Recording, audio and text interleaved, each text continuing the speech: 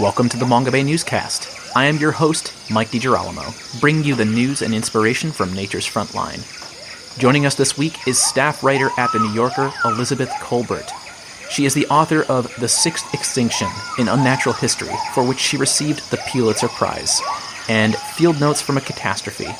She is also a two-time National Magazine Award winner and a Heinz Award winner. Her latest book, Under a White Sky, The Nature of the Future, released in 2021, was one of the Washington Post's best books of the year.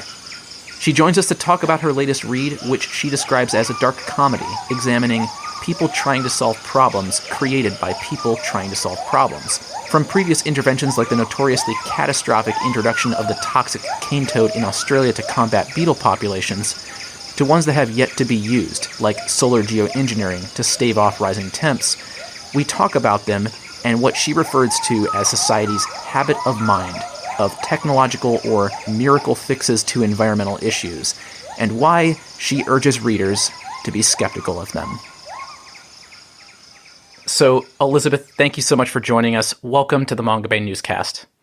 Thanks for having me. So before we talk about some of the things that you examine in your latest book, I'd just like to set a bit of context for our listeners. I've heard you mention in a previous interview with Lawrence Krauss that of the pressures that we are putting on the non-human world, climate change, which is obviously a gigantic problem, is actually not the biggest one, but rather the fact that we humans are taking resources that other species need is actually the biggest pressure. And can you elaborate for our listeners about why? Well, I think, once again, and I want to issue a caveat that on some level, the hierarchy of, threats is hard to draw exactly. And it's, quite possible that climate change will become the gravest threat if we continue on our merry way. But I think most conservation biologists these days would say, habitat loss and habitat fragmentation are the most threatening sort of direct drivers of decline, because we just go in, and if you think about, areas of very, very high biological diversity, the Amazon, we go in, we, cut things down, people go and cut down the forest or burn it down. And if you are something that lived there, and then often what replaces it is a soy plantation. And if you're a creature that lived in the rainforest, you just have nowhere to go. And many, many, many species are being displaced by that. We just are taking the space and the ecological resources that they used to control, as it were, and using it for our own purposes. And so on that note, in this book, you examine, as you say, people trying to solve problems created by people trying to solve problems. And as many people will read in this book, many of those solutions themselves come with even more problems, or at the least the potential for some very big ones. And I'd like to focus on the toxic cane toad being introduced in Australia as an example, if we could, and the use of gene editing to combat this. At around this point in the book, you wrote, the issue at this point is not whether we're going to alter nature, but to what end. Can you elaborate more on this, particularly in the context of the cane toad? Yeah, so I don't know if everyone of all of your listeners know the story of the cane toad. The cane toad is a toad that's native to South America and Central America, and it was shipped around the world at various points to, in theory, eat the beetle grubs of beetles that eat the grubs eat sugarcane, and sugarcane is a big cash crop in a lot of places. So these toads, the idea was they were going to serve as pest control, and that was probably a mistaken idea. They probably never did do that, but they were spread around the world. They have done unbelievably well, especially in Australia. And the thing that's significant about them, besides that they simply don't belong in a lot of places, is that they're toxic. So you have creatures, especially in Australia, which has no native toads at all. Toads are just a whole group of organisms that are missing from Australia. So a lot of animals just eat the toads, sort of not knowing what they are, and they end up dead. And so the idea behind the project that I visited in Australia was, could you gene edit these toads to make them less toxic, basically? And then the hope was animals would get a chance to sort of learn not to eat these toads without actually dying. They'd still be very noxious. They'd still taste bad. They'd make an animal probably feel sick, but they wouldn't actually kill it off. And, we could get into the actual specifics of how you would do that if you want to, but that was the idea behind the project.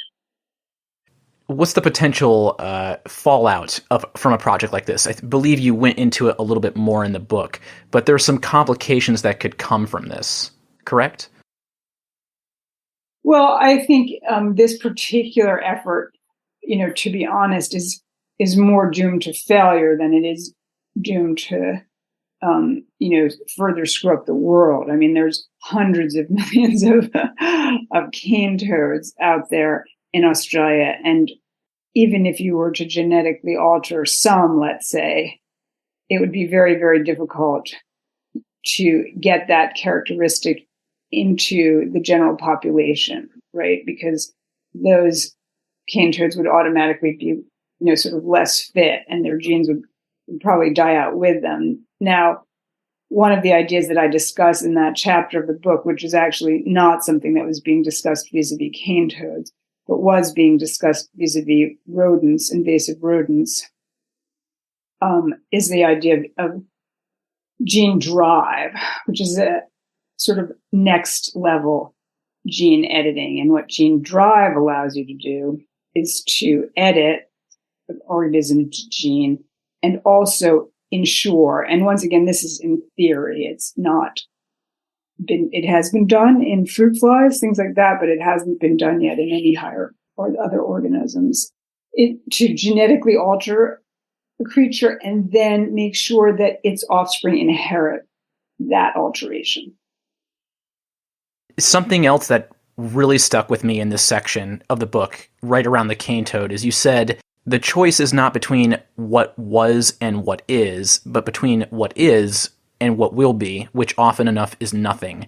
And then you point to the devil's hole pupfish or the Tristan albatross as examples where if we stick to a strict interpretation of the natural, these species would die without human intervention. But I'm curious to know your opinion about species that could be saved by seemingly withdrawing the human intervention, such as not hunting them or not tearing down their ecosystems like major rainforests. Do you think there should be more of a focus on these kinds of actions, as it were, and all the geopolitical footwork they entail, rather than going to these more high-end, high-risk interventions like genetically modified toads or mice, or electrifying rivers? Or is the conversation much more nuanced than that? Well, I think that the thrust of the book is really that, on some level, yes, of course, what we should be doing are these, big picture pulling back, not cutting down the rainforest, not draining that wetland. But we seem incapable of stopping ourselves from doing that. And therefore, we reach for these interventions that allow us to continue doing what it is that we want to do, which is often, destroying the natural world, but, either assuaging our guilt or pretending or putting a Band-Aid on the problem by coming up with some new intervention that, we can argue, and, that in some cases accurately, and in many cases, right, inaccurately, will, save these species from obliteration. Is there a particular example in the book that I haven't brought up yet that you want to highlight where you feel like the continued human intervention is the most egregious? Well, I mean, I don't know if this is the most egregious, but, coral reefs are in big, big trouble. There are all sorts of groups out there doing, things like raising corals on land and then transplanting them out onto reefs. And, it's very, in some sense, it's very laudable. And on another level, it's, a complete, probably a complete waste of time. I mean, reefs are huge. In order to be sort of ecologically important, they have, to have a lot of area. And what you can do with one of these projects is trivial compared to the scope of the problem. So, I don't want to say that we shouldn't be doing it. And as I say, in many ways, I admire the people who are doing it. But I think that when we pat ourselves on the back for these efforts, we really need to acknowledge how trivial they are compared, as I said, to the scope of the problem. And to that end, in your opinion, was COP15 a step in the right direction towards addressing some of our biodiversity crisis? I mean, is there any reason to be hopeful from this? Do you see more potential problems created from it, like some of the, the back patting that you just mentioned, or anything else? I really don't know. I think that anytime, this issue gets sort of formally acknowledged by the powers that be, it's probably a good thing. So, countries having to come to COP15 with some kind of agenda and with promises that they feel compelled to make is probably not a bad thing. But, as we've seen over and over again with these kinds of international agreements, or even just national ones, the proof is in the pudding. I mean, you can put a lot of stuff on paper, but unless you actually follow through, it's pretty meaningless. And, you can also follow through, over here, but at the same time, be allowing very, very destructive or even more destructive things to be going on over there. And so it just nets out as a wash. I want to go back to the devil's hole pupfish again. In the book, it's called, you call it a conservation reliant or Stockholm species. And you point out that there could be thousands of these. One of them we cover here at Mongabay a lot, actually, is the Sumatran rhino. The estimates are now less than 50. I'm curious to know if you see the popularization of species like the Sumatran rhino as a crucial part of fostering support for conservation and ultimately battling, deforestation and the biodiversity crisis. Well, I wrote a lot about this Sumatran rhino in my previous book, The Sixth Extinction, and I got up close and personal with one of the last Sumatran rhinos who was in the U.S. Suchi was her name, and she lived at the Cincinnati Zoo, and she was actually the mother of 3 calves, which is pretty impressive. They did successfully, breed Sumatran rhinos at the Cincinnati Zoo. And then Sushi died, sadly, about 6-7 years ago. And the zoo decided to send the U.S. decided to send all of the remaining Sumatran rhinos that were in the U.S. to Indonesia to be part of a captive breeding program there, which has had, I think, pretty limited success, but not no success, but pretty limited success. And I think that, what the situation is like on the ground, where the few remaining wild animals are, I don't know. But as you are alluding to, the numbers are falling all the time. These animals need a really big range. They have very complicated needs, which are clearly not being fulfilled. And that's why the population keeps falling. So I don't see a happy future for an organism that is down to 50 individuals. I mean, truly, magnificent creature like the Sumatran rhino, and the Javan rhino is in equally bad shape. So that's a pretty horrifying fact. You mentioned that the IPCC ran 1,000 scenarios for its report leading into Paris, and only 116 scenarios showed us staying under 2 degrees Celsius, and 101 of those involved negative emissions. And then more scenarios were generated after Paris and were updated to include staying under 1.5 degrees Celsius. And all of those scenarios involved negative emissions, inferring that we'd need some sort of technological intervention to accomplish that. And I'd like to talk about one in particular that you examine in the book, which is solar geoengineering, which you've compared to as treating a heroin habit with amphetamines. Can you explain this analogy to our listeners and some of the complications that could happen with solar geoengineering, like termination shock? Yeah, so let me just make one point before I launch into that, and that is that negative emissions is somewhat different from geoengineering. They're often lumped together, but they really deserve to be treated separately. Negative emissions means we are drawing CO2 out of the atmosphere, and there are many potential ways to do that, like simply, people talk about just plant more trees. Trees, take up carbon as they grow. So, and then that goes all the way to using chemicals to take CO2 out of the atmosphere. So negative emissions usually refers to actually removing CO2 from the atmosphere. Then we get into the realm of geoengineering, which is, okay, we're not talking about getting rid of the CO2 from the atmosphere. We're talking about somehow counteracting or masking the effects of having all that CO2 up there. And that's when we get into this idea of solar geoengineering, or is it sometimes called solar radiation management?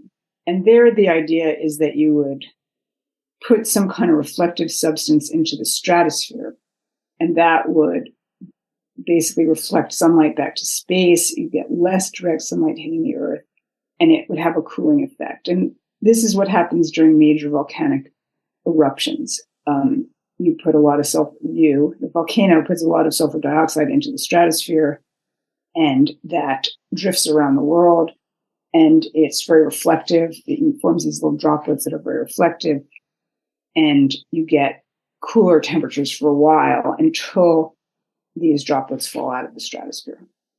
And then this concept of termination shock, when, like, if we were to stop doing solar geoengineering, what happens then?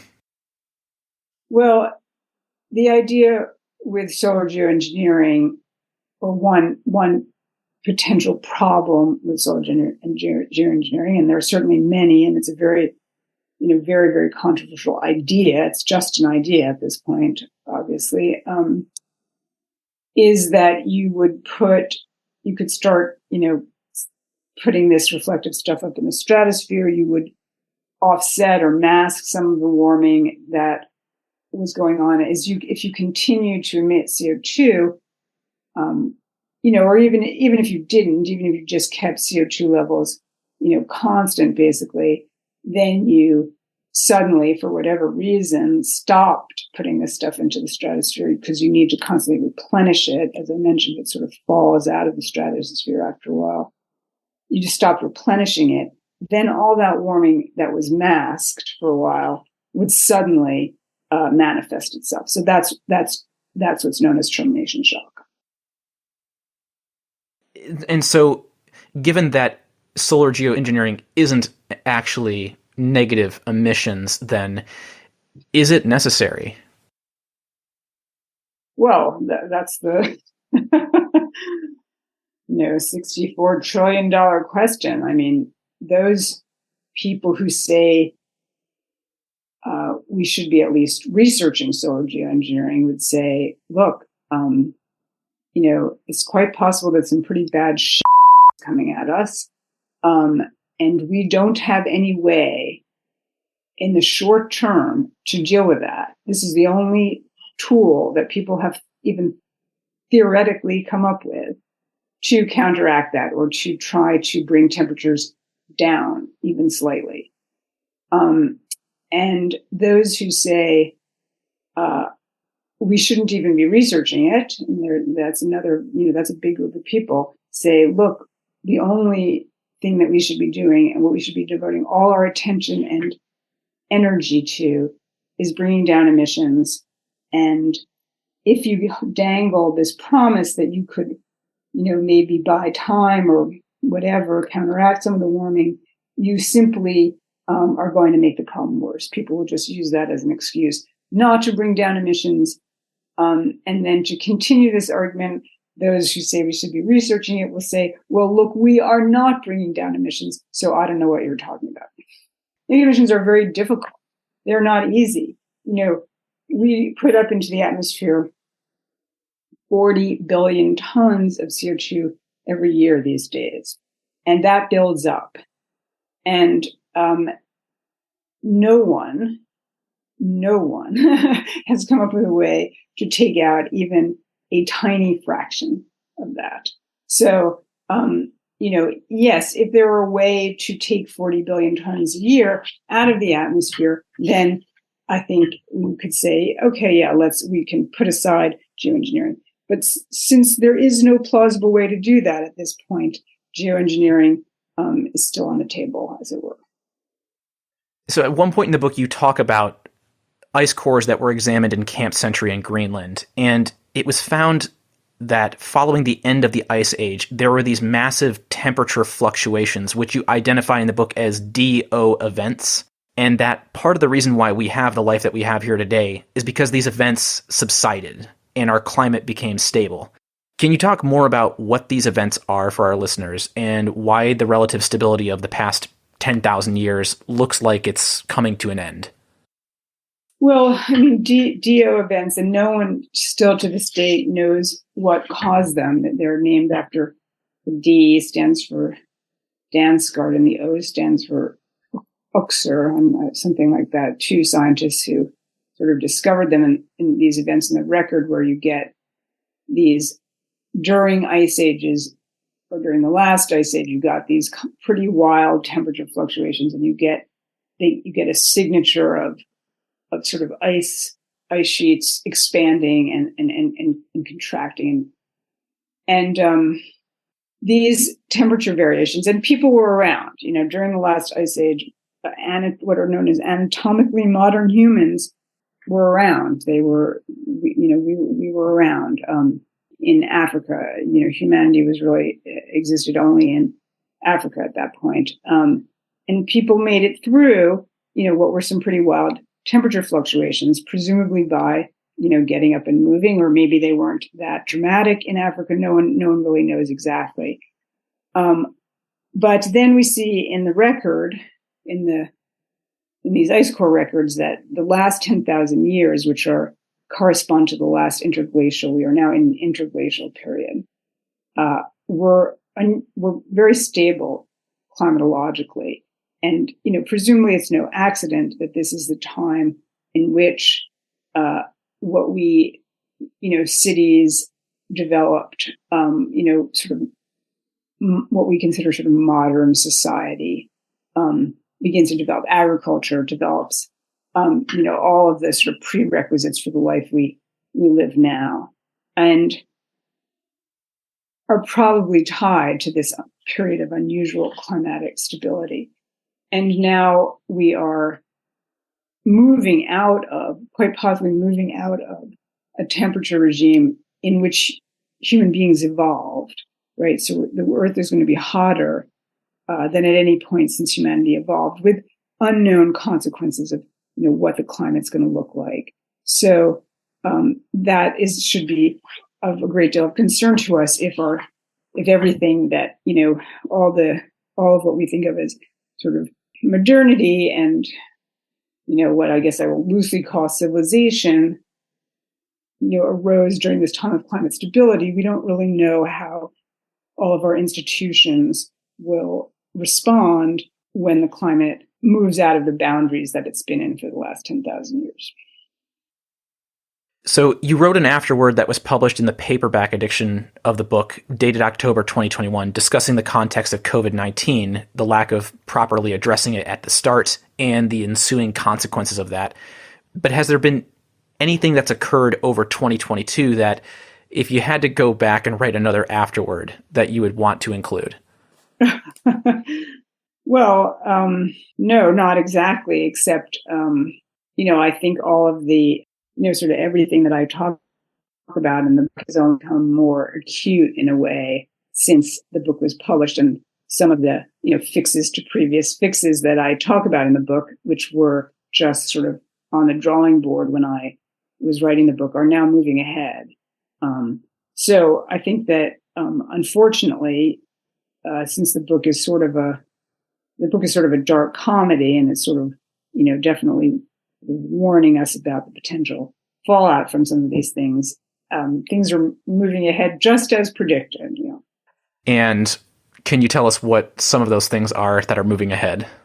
Sure. So the first chapter concerns Asian carp, trying to keep Asian carp out of the Great Lakes. And I talk about a kind of barrier that they want to put up in the waterway between the Great Lakes and the Mississippi River system that would use noise and bubbles and electricity to try to keep the carp on one side of the barrier. That was just an idea sort of at the time that I was writing. It's now moving ahead with a pretty big $200 million appropriation. I talk in the book about plans to try to prevent New Orleans from sinking away that involve building these massive sort of doing these controlled floods south of the city. These are multi-billion-dollar projects. They were also just in the planning phase when I was writing. And now one of these $2.5 billion projects also recently got the go-ahead, also is going to get presumably get built over the next several years. So, everything is just sort of moving ahead. That's interesting that you mentioned the one about the carp.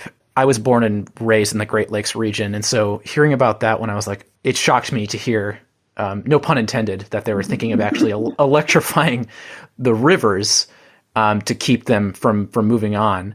But yeah, that's definitely one that surprised me quite a bit. In the book, you write, neither optimism nor pessimism alters the fact that we live in an extraordinary moment.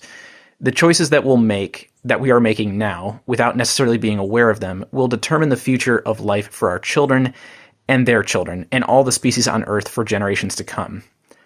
So given everything that you've examined, what sort of choices do you want to see made? Well, I think that the book, carefully, sidesteps prescriptions, because I honestly don't have any. And, it's easy for me to say, well, obviously we shouldn't be doing, these things. We should be, re-examining the way that we live and, massively scaling things back. That's what it would require to sort of avoid some of these, interventions, to solve previous interventions. And that's probably what we should be doing, really rethinking, the way that we live today. We, especially, here in the U.S.